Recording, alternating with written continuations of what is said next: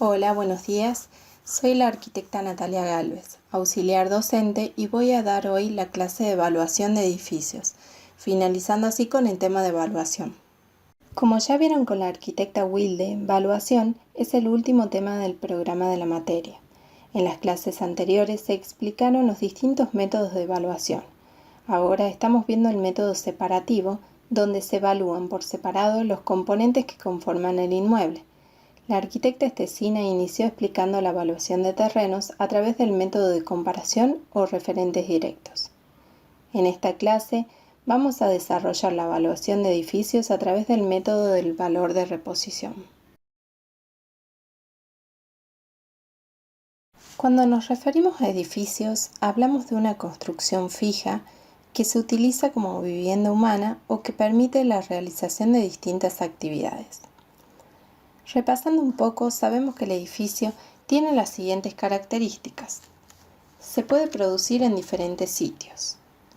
Vale en relación al terreno donde se emplaza. Su cantidad es ilimitada. Puede sufrir deterioros físicos. Tiende a perder el valor. Y por último, tiene un costo de producción. Este último punto quiere decir que el edificio puede producirse, puede fabricarse, o sea, que podemos establecer su costo. El método directo o del valor de reposición se basa en encontrar cuánto me costaría hacer esa edificación hoy. De esta manera obtendremos el valor nuevo o valor de reposición, pero hay que restarle la depreciación o pérdida de valor sufrida por el paso del tiempo y por el uso, obteniendo así el valor presente del edificio. Entonces, el valor presente del edificio es igual al valor nuevo corregido menos la depreciación. La metodología para desarrollar el método del valor de reposición consta de 3 etapas. La primera etapa es la determinación del valor nuevo corregido, en donde vamos a establecer el cálculo del valor nuevo o valor de reposición y el cálculo del valor nuevo corregido. La segunda etapa es la determinación de la depreciación. Es donde vamos a hacer el cálculo de la depreciación. Y la tercera etapa es la determinación del valor presente, donde hacemos el cálculo del valor presente, el valor total del inmueble y finalmente el cálculo del valor inmobiliario. Ya dijimos que queremos determinar cuánto nos costaría hacer el edificio hoy. En la etapa 1 vamos a averiguar cuál es el costo de reposición. ¿Y cómo sabemos cuál es el costo de una edificación? Lo vamos a establecer a través de un presupuesto. Pero sabemos que hay distintos tipos de presupuestos. Está el presupuesto detallado, que es el que hicimos en el trabajo práctico. Comprobamos que es un método muy laborioso y complejo, que tiene gran precisión, pero su elaboración es lenta y presentaría dificultades en algunos ítems, porque no siempre tenemos acceso a toda la documentación para conocer la obra en detalle. Tenemos el presupuesto por analogía, que tiene una menor precisión, pero es muy veloz, es fácil de comprender y de emplear. Se basa en el concepto de que dos obras semejantes por su función y características técnicas deben tener un costo parecido. La analogía debe ser tomada con mucho cuidado para que el presupuesto tenga validez. Es necesario establecer una cantidad, por ejemplo, precio por metro cuadrado, pero también debemos tener en cuenta que ese precio que usamos para comparar sea de una edificación similar.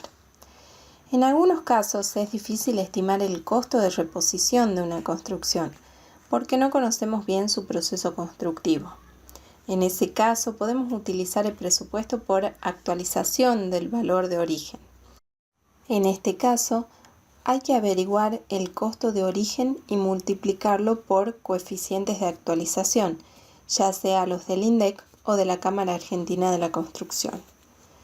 Por un lado es un método muy veloz, fácil de comprender y de emplear también, pero es muy difícil de conseguir el valor de origen de una propiedad, porque el costo es un hecho histórico y la mayoría de las veces no se lo da a conocer, salvo que se trate de una obra reciente. De todos estos métodos, utilizaremos el presupuesto por analogía para encontrar el valor de reposición. Utilizando las herramientas que tenemos, podemos acceder a distintas páginas o revistas que brindan información sobre los costos de construcción. En este caso, vemos los precios por metro cuadrado que brinda el Clarín Arquitectura para una vivienda unifamiliar, para una vivienda tipo country, para una vivienda industrializada y para una vivienda tipo dúplex. Pero son precios de Buenos Aires.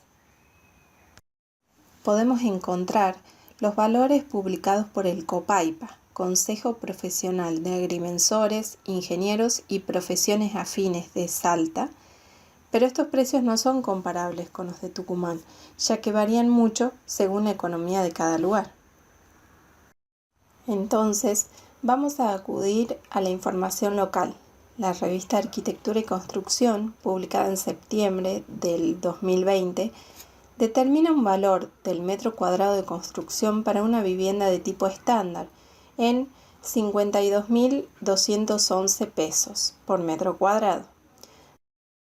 Vamos a adoptar para el cálculo 52.200 pesos el metro cuadrado como valor nuevo unitario para el edificio que queremos evaluar.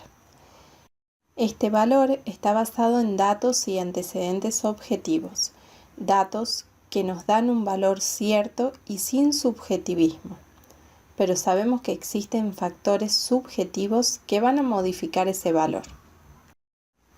Debemos corregir el valor nuevo y lo vamos a hacer a través de los coeficientes de corrección, cuya función es consolidar o disminuir ese valor inicial.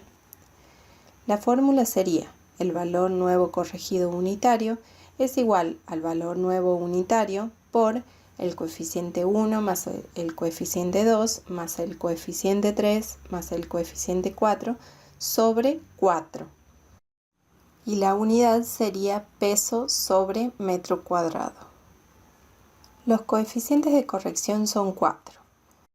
C1 es el coeficiente de adecuación funcional, C2 el coeficiente de soluciones constructivas, C3 el de calidad y uso de materiales y C4 el de diseño arquitectónico. Todos ellos deben tener valores entre 0,95 y 1. Se hace un análisis de las características del edificio, considerando los 4 aspectos antes mencionados. En el caso del coeficiente 1, se valoriza el diseño del edificio, la eficiencia conseguida en cuanto al funcionamiento para el uso o destino para el que fue diseñado. Además, valoriza también la relación de las medidas de locales, superficies útiles y de servicios. Es decir, si el edificio funciona correctamente para las actividades que se realizan en él. En el coeficiente 2 se analiza si las soluciones elegidas son las correctas en cuanto a la resolución técnica, detalles constructivos y la calidad de la construcción. Por ejemplo, una vivienda ubicada en un lugar que llueve mucho tiene una canaleta pequeña y un solo caño de bajada. Entonces, esa casa tendrá un coeficiente 2 igual a 0,98 o quizá menor. En el coeficiente 3 se analiza la calidad de los materiales empleados, tanto en las terminaciones como los que quedan ocultos, teniendo en cuenta la durabilidad de los mismos por futuros gastos de mantenimiento y reparaciones. Además, evalúa que hayan sido correctamente utilizados. Un material de buena calidad puede ser mal usado de dos maneras: por mala técnica de colocación o por una ubicación equivocada. Por ejemplo, un piso de porcelanato es un muy buen material, pero si no se coloca correctamente puede quedar defectuoso. El coeficiente de diseño arquitectónico es el más subjetivo de todos los aspectos, ya que valora lo estético, las formas y que el diseño perdure en el tiempo y la cultura. A cada uno de estos coeficientes se les asigna un valor máximo de 1 y mínimo de 0,95, en función de nuestro análisis de la situación. Es decir, que podemos corregir o disminuir el valor nuevo en un 5% como máximo. Se preguntarán, ¿cómo pongo el valor? ¿Lo pongo más cerca de 0,95 o más cerca de 1? Bueno, eso dependerá del tasador. Mientras más experiencia tenga, ese valor será más preciso. Existen situaciones especiales donde este coeficiente incluso puede llegar a tener un valor superior a 1 o inferior a 0,95. Por ejemplo, en diseño arquitectónico, si la casa que estamos evaluando fue realizada por Sacriste, seguramente en este caso corresponde un coeficiente mayor a 1. Pero son situaciones especiales, como dije anteriormente. Entonces tenemos que el valor nuevo corregido unitario es igual al valor nuevo por la sumatoria de los coeficientes 1, 2, 3 y 4 sobre 4. Pero este es un valor unitario. Ahora lo tengo que multiplicar por la superficie construida y así quedaría. El valor nuevo corregido es igual a la superficie construida por el valor nuevo corregido unitario. Vamos a la segunda etapa, que es la determinación de la depreciación. Queremos tasar esta casa. Establecimos un valor nuevo corregido. Pero resulta que la casa está así. ¿Qué es lo que pasó en el medio? Pasó el tiempo. Y como sabemos, el tiempo no perdona. El edificio que queremos evaluar ya fue construido, tiene una cierta edad, un cierto tiempo de su vida útil ha transcurrido, y por lo tanto hay que tener en cuenta que su valor ha disminuido por el simple paso del tiempo y por el uso. Este fenómeno se llama depreciación. La depreciación es la pérdida de valor de un bien como consecuencia de su desgaste por el paso del tiempo. Comienza desde que el bien se pone en funcionamiento y se prolonga hasta el fin de su vida útil. Es un fenómeno económico que se origina por distintas causas. Podemos decir que las causas de la depreciación son 3. Una de ellas son las causas de orden físico. La destrucción repentina puede ser parcial o total, motivada por situaciones ajenas al edificio. En la foto de la izquierda se ve cómo quedó un edificio de México después del sismo que hubo el pasado 23 de junio de este año. Vemos que el edificio tiene una destrucción y no solamente pierde su valor, sino que además hay que gastar plata en sacar los escombros. La decrepitud por deterioro físico está directamente relacionado con la edad del inmueble y el desgaste sufrido por el uso. Mientras más baja es la calidad de los materiales y las técnicas constructivas, este desgaste es mucho mayor. Tenemos las causas de orden funcional. La inadecuación es cuando un edificio no se adapta para la función que fue construida. El ejemplo típico es el error de proyecto. Puede ser por una mala disposición de las medidas de los ambientes o porque no tienen la capacidad para satisfacer las funciones que se requieren. O no hay correspondencia entre el edificio y el lugar donde está ubicado. La obsolescencia es otra causa de caída funcional.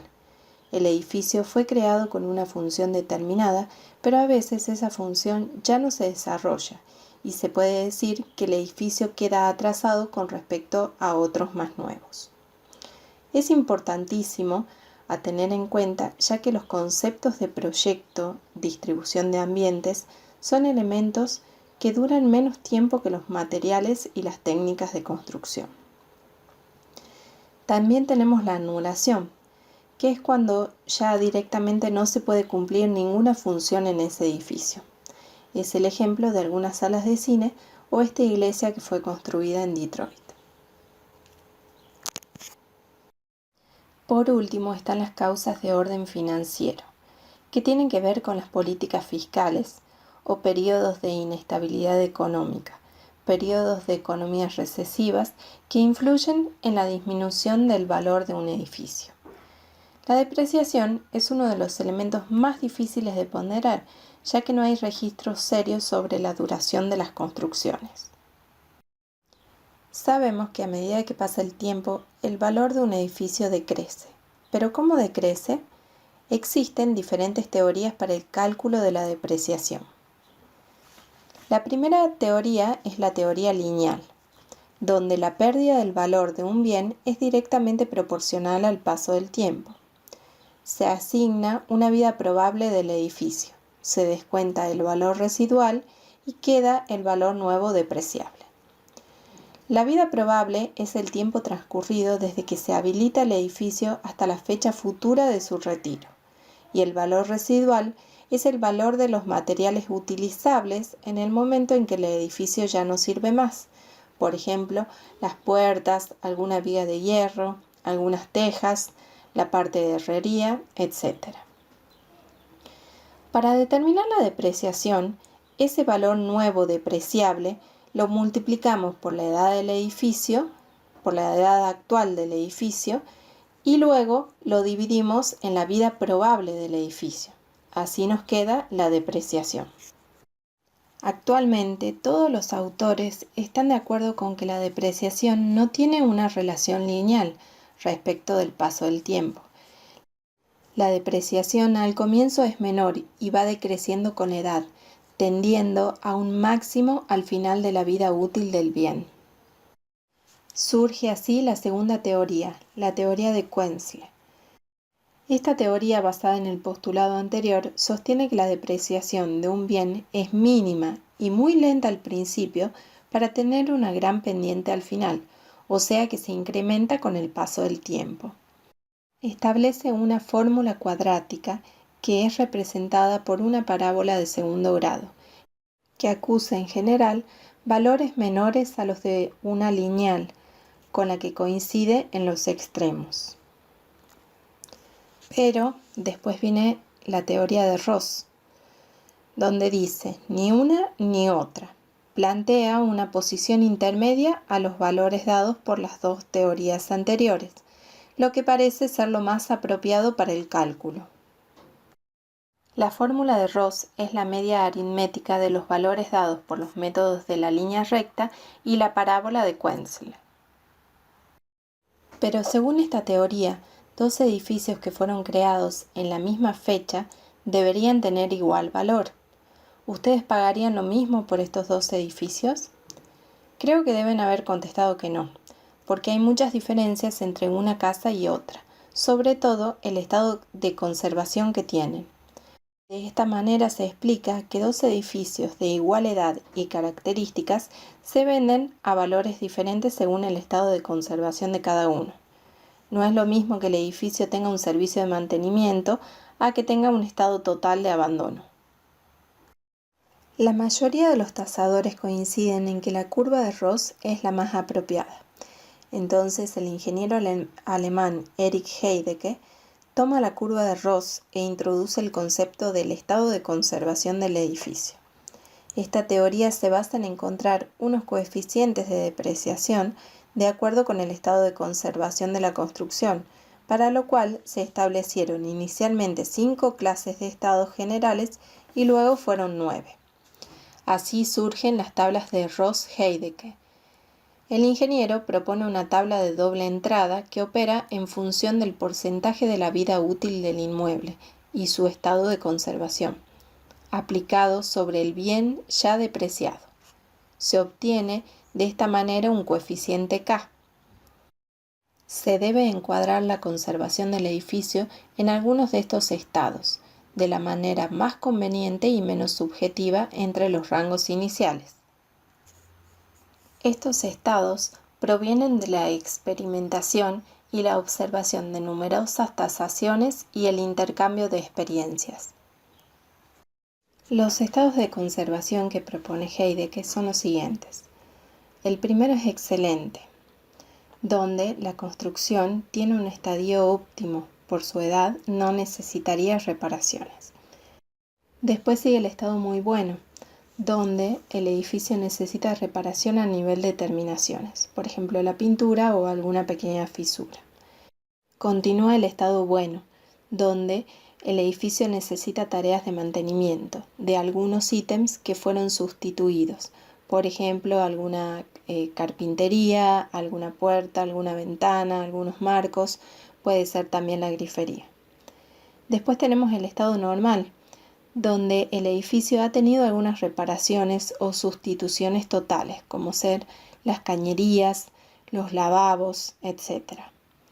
Continúa el estado regular, donde requiere una reparación a nivel estructural. Pueden ser algunos contrapisos, algunos pisos, algunas paredes que no sean portantes. Un estado malo sería donde el edificio necesita aún más reparaciones. Puede ser una cubierta o alguna pared que ya sea portante. Cuando un edificio tiene un estado muy malo es porque necesita reparaciones en paredes primarias, en vigas del techo, en cimientos o muros de carga. El edificio que tiene un estado de demolición es cuando el edificio ya no tiene valor y es necesaria su demolición. Y el edificio irrecuperable es cuando ya no hay nada para hacer en el edificio. Según el estado de conservación que tiene el edificio, podemos entrar en la tabla de doble entrada.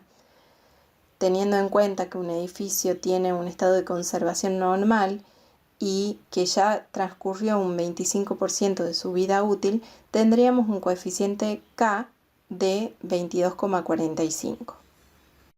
Del uso de estas tablas surgen algunas preguntas.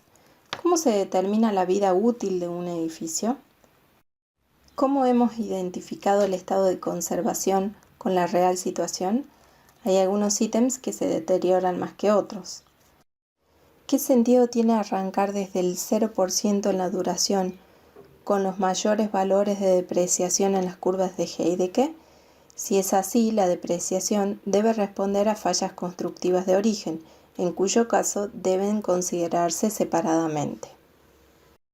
Todas esas dudas motivaron el desarrollo de otra metodología, el grado de deterioro, que es un método desarrollado por la Cátedra de Economía de la Construcción para generar una alternativa a los sistemas tradicionales. Permite cuantificar cuál es la pérdida de valor que ha sufrido un bien, independientemente de la vida útil del edificio. Se calcula cuánto habría que gastar para restaurar el inmueble y así volverlo a su estado original. Se sustenta en que la adecuada cuantificación permite determinar cuál es la pérdida de valor que ha sufrido el bien y determina los deterioros que el transcurso del tiempo, el uso y la conservación han producido en el inmueble. Lo que realmente interesa es conocer cuánto habría que gastar para restaurar el inmueble hoy, para volverlo a su estado original, y consecuentemente esa cantidad nos está indicando cuánto valor ha perdido el inmueble. Esa es nuestra depreciación. En la gráfica se ve el valor nuevo corregido que ya habíamos calculado, a eso le descontamos la depreciación y obtenemos el valor presente del edificio. Pasemos al método para establecer los deterioros. Cualquier tipo de edificio no se deteriora porque sí, sino porque está sometido a muchas agresiones, tanto atmosféricas como humanas, que dan origen a una serie de deterioros que derivan en patologías. El conjunto de lesiones que pueden aparecer en un edificio es muy extenso debido a la diversidad de materiales que se suelen utilizar. Estas patologías pueden ser causadas por una o varias fuentes. Entre ellas tenemos el agua de lluvia y la humedad ambiental. Es el principal enemigo de las edificaciones. Es la aparición no controlada de agua. La humedad puede ser dada por capilaridad, que es cuando el agua sube desde el suelo, por filtración, que es cuando el agua pasa del exterior al interior a través de muros o techos, y por último por condensación, que es cuando el agua se condensa en el interior del local. También tenemos las eflorescencias, que son manchas blancas e irregulares que aparecen en lugares que sufren humedad. Es la migración de sales a la superficie de un material poroso. Las patologías también pueden ser causadas por agentes biológicos. que son las algas, los musgos, hongos y plantas. En algunas casas antiguas del centro se ven helechos que crecieron en las cornisas. También algunas plagas de insectos generan la destrucción de materiales. Por otro lado, tenemos también la contaminación atmosférica. Los compuestos que contiene la lluvia ácida son corrosivos y actúan sobre el carbonato de calcio, estropeando así monumentos y edificios. Las personas somos también causantes de algunas patologías, a través de la falta de mantenimiento y las vibraciones provocadas en el tránsito vehicular. Otras de las causas son los fallos estructurales, que son asentamientos diferenciales sufridos por el efecto del envejecimiento de las cimentaciones o provocado por otras causas.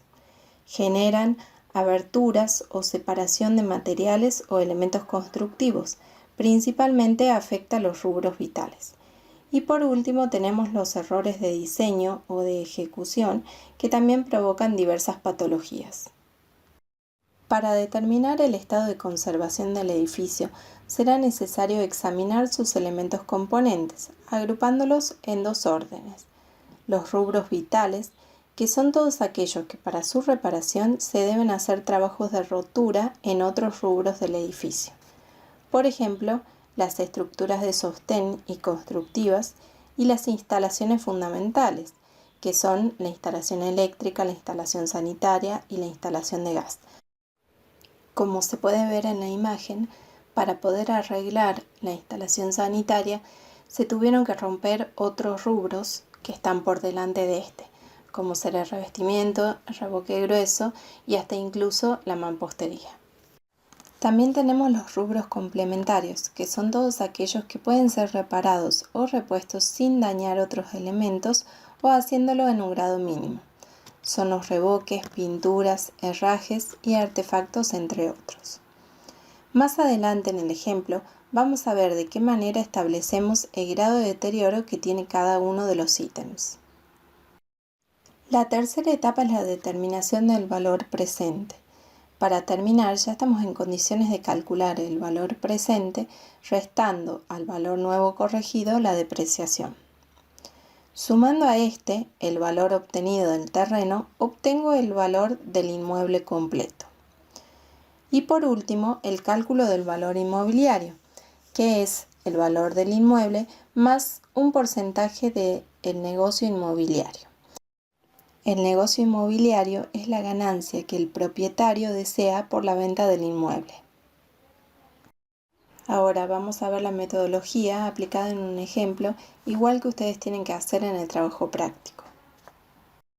En el aula virtual de Economía de la Construcción está el enunciado de trabajo práctico número 4, que consiste en realizar la evaluación de un inmueble, tanto terreno y edificio, por el método separativo.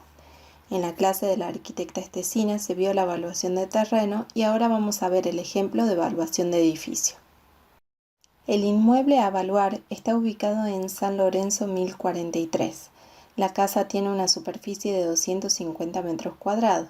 Tiene una tipología entre medianeras, calidad de nivel medio, tecnología constructiva tradicional y el terreno fue evaluado en un poco más de 15 millones. La casa tiene 4 dormitorios con cochera, estar, comedor, cocina, baño, despensa. Tiene un fondo techado y galería con un techo corredizo. No podemos hacer una inspección visual en este caso, pero tenemos acceso a algunas fotos. En este caso vemos lo que es el estar comedor, la cocina y el baño. Ahora estamos viendo la galería cubierta y nos va dando una idea del estado general de la casa, de la calidad constructiva. Obtenemos el valor nuevo de la revista Arquitectura y Construcción de septiembre. El valor sería 52.200 pesos por metros cuadrados. Y ahora vamos a corregir ese valor a través de los coeficientes de corrección. En cuanto a la adecuación funcional, se puede decir que la vivienda tiene un excelente funcionamiento, por lo que pondremos C1 igual a 1. De las soluciones constructivas se puede señalar algunas deficiencias, sobre todo en el techo corredizo de la galería, por lo que C2 será igual a 0,97. También se ven falencias en lo que respecta a la calidad y uso de materiales, como ser en la galería. En la foto se puede observar las columnas de madera que apoyan en una especie de macetones de hormigón. El coeficiente 3 será igual a 0,98. El coeficiente de diseño arquitectónico será igual a 1. Recuerden que la asignación del valor de estos coeficientes depende del tasador.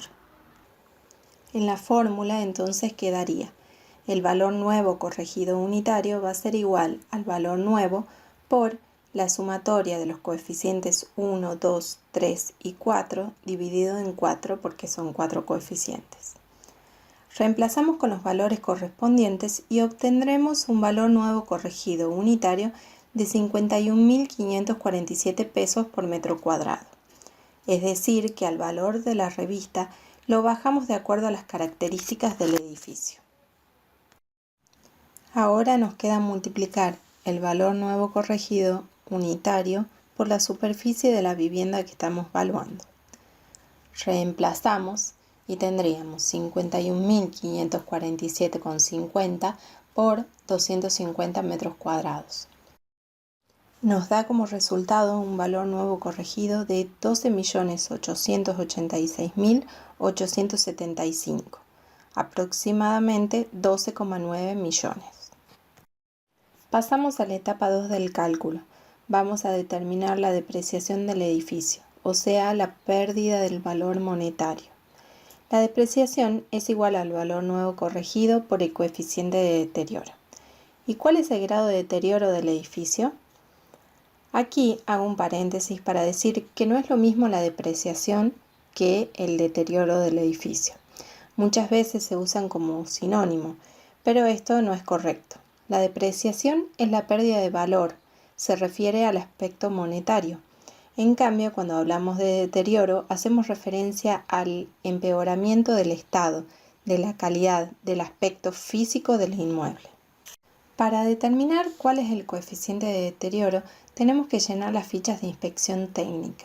Se llena una ficha por cada ítem que tenga algún deterioro físico. En la ficha debemos poner el nombre del ítem, una pequeña memoria descriptiva, qué tipo de método de inspección usamos, que puede ser visual o algún otro, y se debe acompañar la ficha con fotos para mostrar cuál es el problema. También se puede acompañar de un plano marcando en qué lugares están los problemas. Hay que recordar que la inspección visual debe ser lo más estricta y exigente posible.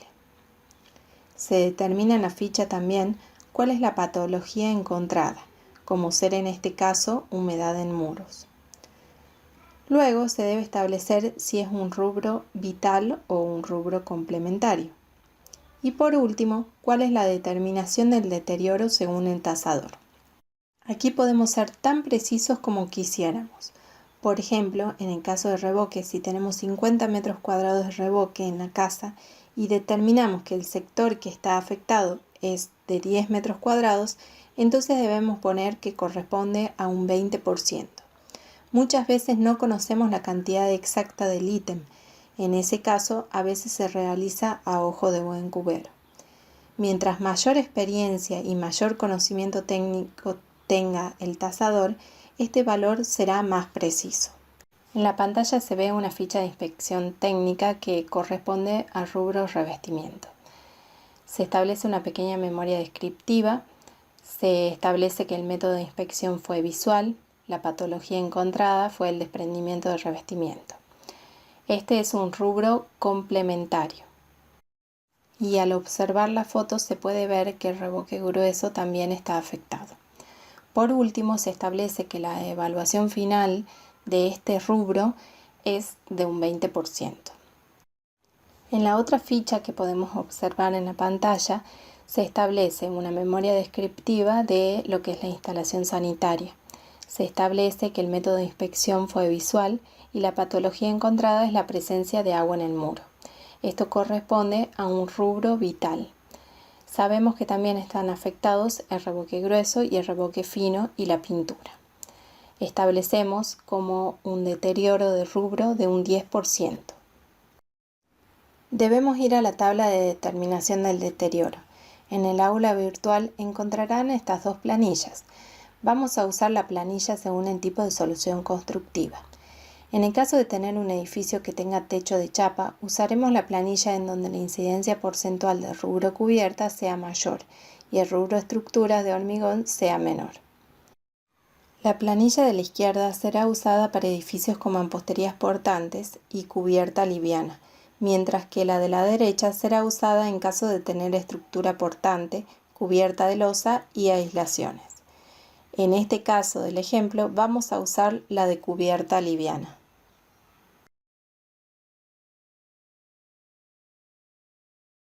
En la tabla se puede ver la incidencia porcentual de cada ítem en el total de la obra, que es el último paso del trabajo práctico de presupuestación. Veamos las aislaciones que tienen una incidencia del 2% y su deterioro, según la ficha que habíamos llenado, es del 20%. Para determinar el porcentaje de deterioro de ese ítem en el total del edificio, hago una regla de 3 simple. Si el 100% es 2, entonces el 20% será X. Reemplazando los valores tenemos que X es igual a 20 por 2 dividido en 100.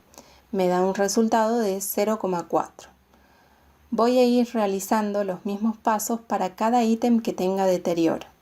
En este caso sería para revestimiento y para la instalación sanitaria también. La tabla debe ser completada siguiendo la misma metodología, la regla de 3 simple. Se completan todos los ítems que tengan un porcentaje de deterioro. Una vez completa la tabla, se hace la sumatoria del porcentaje de deterioro del edificio, correspondiente a la tercera columna, y obtengo, en este caso, un deterioro del 11,26%. Ese es el porcentaje de deterioro, 11,26. Pero para la fórmula necesitamos el coeficiente de deterioro. El coeficiente de deterioro es el porcentaje nada más que dividido en 100. En este caso el coeficiente de deterioro sería de 0,11. Teniendo esos datos puedo reemplazar los valores en la fórmula. El valor nuevo corregido habíamos dicho que era de 12.800.000 y pico. La depreciación entonces va a ser el valor nuevo corregido por el coeficiente de deterioro. Reemplazando los valores, obtengo que la depreciación es de 1.400.000 pesos. Esta es la depreciación del edificio, la pérdida de valor que tiene el edificio. Ya teniendo la depreciación, podemos realizar la etapa 3 del cálculo, que es la determinación del valor presente. El valor presente es igual al valor nuevo corregido menos la depreciación y ya tengo todos los datos. Reemplazo en la fórmula y obtengo que el valor presente del edificio es de 11,4 millones. A eso debo sumarle el valor del terreno para tener el valor del inmueble. Reemplazo en la fórmula y el inmueble tiene un valor de 27.105.895 pesos. El último paso es el valor del negocio inmobiliario. Vamos a aclarar que no es lo mismo que la comisión de la inmobiliaria. El negocio inmobiliario es un porcentaje que va entre el 20 y el 40%, que es lo que el propietario pretende ganar por la venta de la casa. Cuando uno vende algo, no lo vende al costo, sino que quiere tener una ganancia. El porcentaje puede variar en función de la oferta y la demanda. En este caso, al valor del inmueble se le agrega un 20% del negocio inmobiliario y obtenemos que el valor inmobiliario o el valor del inmueble de esta propiedad es de 32.527.074 pesos. Entonces, para resumir, el método separativo evalúa por separado al terreno del edificio. Primero analizamos el terreno. En el cálculo, el método busca homogeneizar los terrenos a comparar y obtener un valor por metro cuadrado, para luego corregir ese valor según la ponderación de los factores intrínsecos, extrínsecos y de orden general. Luego realizamos el cálculo del valor del edificio, donde se busca encontrar cuánto me costaría hacer esa edificación hoy, y a ese valor restarle la depreciación o pérdida del valor sufrida por el paso del tiempo y por el uso, obteniendo así el valor presente del edificio. Sumo ambos valores, le agrego un porcentaje del negocio inmobiliario y obtengo la evaluación del inmueble.